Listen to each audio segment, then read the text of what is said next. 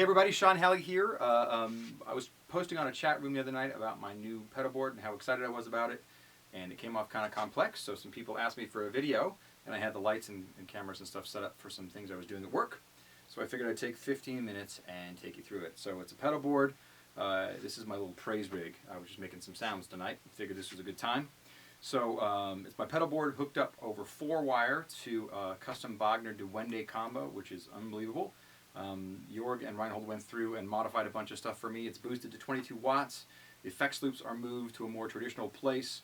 All of the functions that are on the amp are now foot switchable. So if you look at the back panel, you can see that those are the foot switchable functions, and down below it is a brand new Voodoo Labs control switcher, which is hooked up to all those functions, so I can switch those functions right from the back panel without having to have a foot switch connected. And you can see those are connected there. It's actually running right now phantom power off of the pedalboard, running from an HD 500 in a little box that I built, phantom power, the control switcher. So there's only one cable going back there, which is pretty cool. All right, so I figure what we'll do now is I'll just switch cameras and we'll go through what the pedalboard does, and then we'll come back and do some sound samples. Cool? Cool. This is good.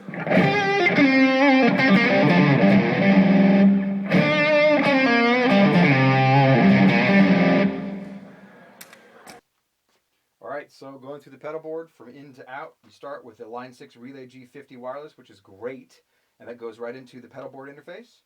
Pedalboard interface can either take all the pedals that happen before the amp and send them right to the amp, or can bypass those and send the wireless signal or the direct guitar signal right to the amplifier if you want to hear what it would sound like with a short cable, which is cool.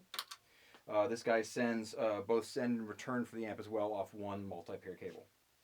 Then it goes into a Pod HD 500. This is doing both sound effects in this situation and also fantastic MIDI controlling, which is kind of neat. In the side of that, for the expression pedal input, there's a Mission expression pedal set up there as well. Underneath the board, hidden over on this side, there is an Access loop switcher, the 4x GXR4.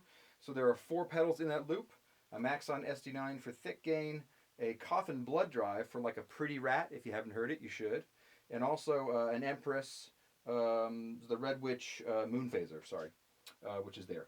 And then also you have a Peterson Strobo Stomp, which is fed right off of the wireless, off of the wireless output, the tuner output. You have a box there which turns on and off the HD 500 and distributes power to the other pedal, which is hidden on this side, which is in the 4th loop, which is the Voce Spin 2, which is very cool. On this side here, you have the remote fast and slow for the Leslie Spin 2, which is kind of neat. So on the bottom, if I turn this over, you can see where a lot of the work went into. So, let's see if you can see this. Can you see that? There you go. On this side, there's the Access looper, 4x looper embedded under here. On this side, you have the Voce Spin 2 Leslie simulator, and here, an interface box that switches the behavior of the loop. When the switch is up, basically it runs a normal 4-wire configuration to a standalone traditional amp. When the switch is down, it actually works with a DT50 amplifier without having to recable. It takes the effects loop and runs it back in the middle of the HD 500, which is super cool. So yeah, that's the technological marvel, which means that I don't have to take 2 different pedal boards if I'm going to use different amps, which I love. All right, so you've seen what it looks like underneath. Let's get an idea what it sounds like. So at the moment, the HD 500 is running in 8-button mode. So a lot of people don't know it works really great as a MIDI controller as well. So these buttons are currently doing a bunch of different tasks. I've got them doing channel switching for the Wagner. I've got them doing on-offs for some of the effects that are inside of the patch in the HD 500. And I also have them doing some on-offs for some of the pedals that are connected to the loop switcher buried underneath the board. So right now, here's channel A of the Wagner, just with a little bit of push and some delay and verb, nothing else.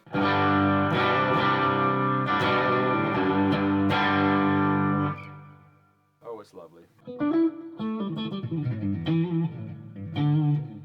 So here's a channel B on the Wagner.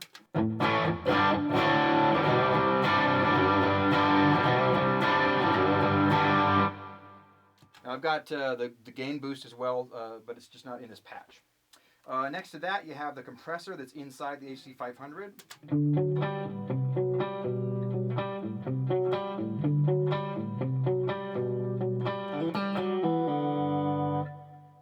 That's the red comp, which is is cool. And right next to that, you have the delay. So if I tap a value,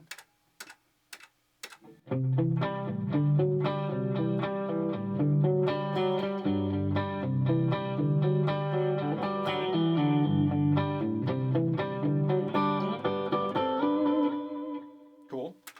And you also have some more modulation effects. Now, underneath, on the bottom half, you have all the pedals. So here's clean again. If you add the SD9 to that, you get something that actually sounds like another channel on the amp.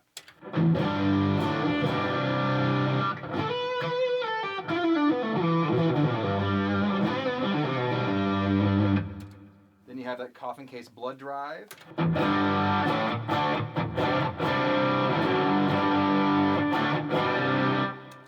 Told you it sounded good. And then you also have the Red Witch Moon Phaser.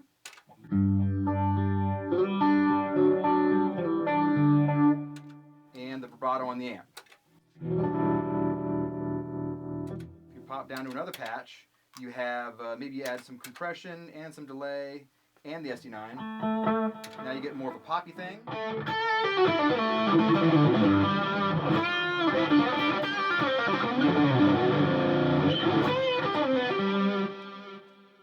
If you want that Leslie, fantastic.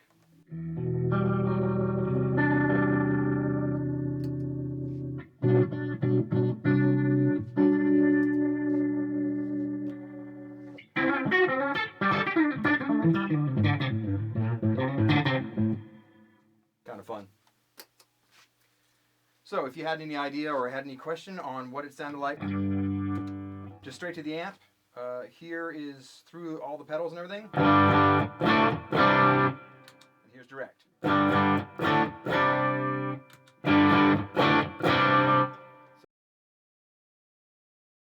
So the Voodoo Lab switcher in the back of the amp is working great. The HD500 is working great as a MIDI controller and as an effects unit. The loop switcher underneath is working great. So I'm pretty excited. So this has been fun to gig with, that's for sure. Thanks for watching.